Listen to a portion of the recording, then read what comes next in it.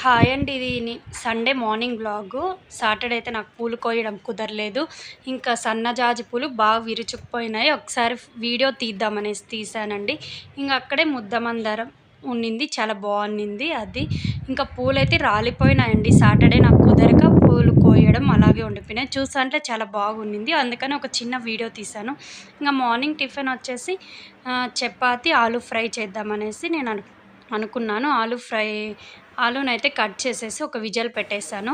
ఇంకా నెక్స్ట్ వచ్చి చపాతీలోకి పిండి బాగా కలిపేసుకున్నాను. మెత్తగా వచ్చేటట్లు కలుపుకునేసి నేను ఆల్రెడీ ముందే జల్లించానండి. మీరు మళ్ళీ జల్లించలేదు అనుకోవద్దండి.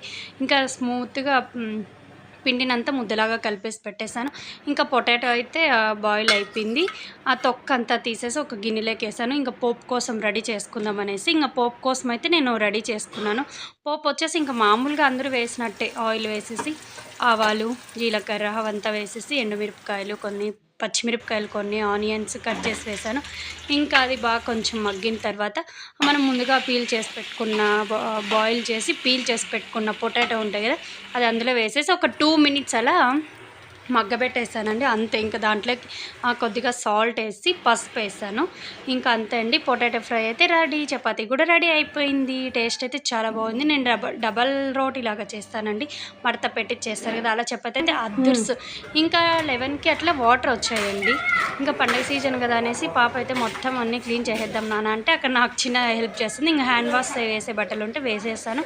హ్యాండ్ వాష్తో బట్టలు వాష్ చేసేసాను. కొన్ని మిషన్కి కూడా వేసానులేండి. ఇంకా అక్కడైతే అన్నీ క్లీన్ చేసేసాము. ఇంకా వాళ్ళకి తినడానికి ఏం లేదు అంటే ఇక్కడ వచ్చి నా దగ్గర కస్టర్డ్ పౌడర్ మొన్న తెచ్చాను రిలయన్స్కి వెళ్ళేసి. అక్కడ కొన్ని పాలు ఎక్కువ తీసుకొచ్చాము.